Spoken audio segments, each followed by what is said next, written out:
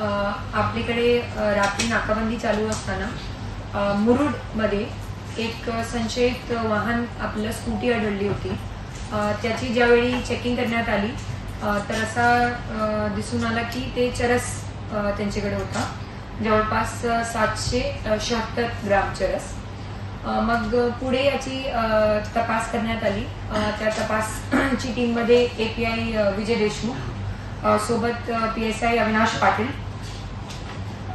आणि महत्वाच्या ज्या व्यक्तीने हे थांबवली होती गाडी, त्यांचं नाव काय?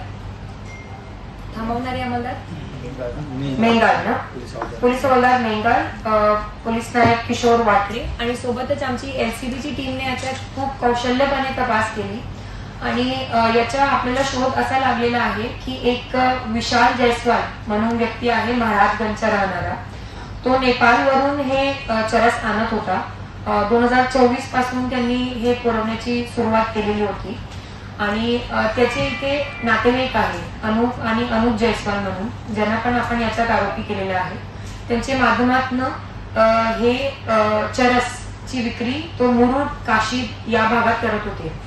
याच्यात महत्वाचं हे आहे की सर्व आरोपींचे नाव आपण सर्वांना प्रेस नोटमध्ये देण्यात आलेले आहे।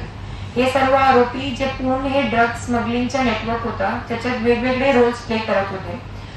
एक याच्यात सप्लायर होता, एक ट्रान्सपोर्टेशनचं काम करत होते, एकाचं कम्युनिकेशनचं काम होता, एक व्यक्ती मॉनिटरी ट्रान्झॅक्शन बघत होता आणि शेवटी काय डिस्ट्रीब्युटर्स जे की शेवटच्या व्यक्तीपर्यंत हे पोहोचवत होते।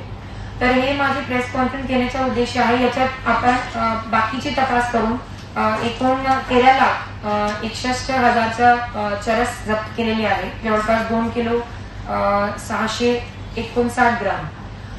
तर याच्यात आम्ही ह्या कारवाई करणं हे सांगू इच्छितो की ड्रग्स बद्दल एकदम झिरो टॉलरन्स राहणार आहे।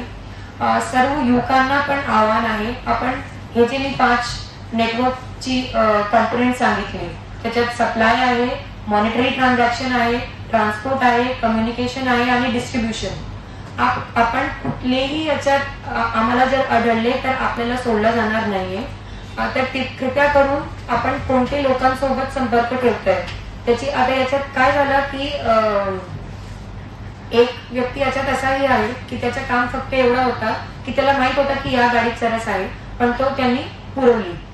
बट जरी त्याच्यात तेवढाच रोल आहे, तो कायद्याच्या दृष्टिकोनातून आरोपी आहे आणि तसा केला जाणार आहे। तर माझं याच्यातनं सर्वांना आव्हान आहे की हे करा। आपल्याला खूप मेहनत घ्यावी लागली।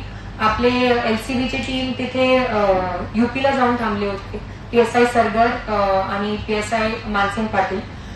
तिथे सुरुवाती जवळपास त्यांना 5 ते 6 दिवस थांबावं लागला, कारण हे जे विशाल जयस्वाल आहे तो नेपाळला पडून गेलेला होता।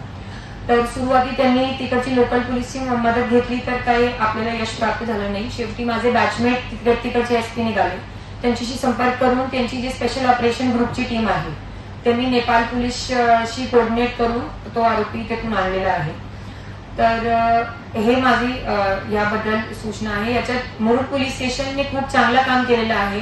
म्हणजे हे एकदम अशी गोष्ट होती की जे सतर्क पोलिसिंगने आपल्याला काय भेटू शकतं, त्यांना काही इनपुट नव्हता की या गाडीत काय आहे, फक्त अलर्टपणे त्यांनी नाकाबंदीमध्ये कामगिरी केली आणि त्यावेळी त्यांना आढळून आलं की याच्यात तसं आहे।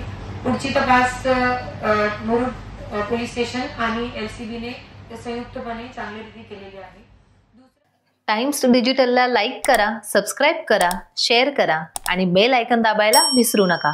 पाहत रहा टाइम्स डिजिटल।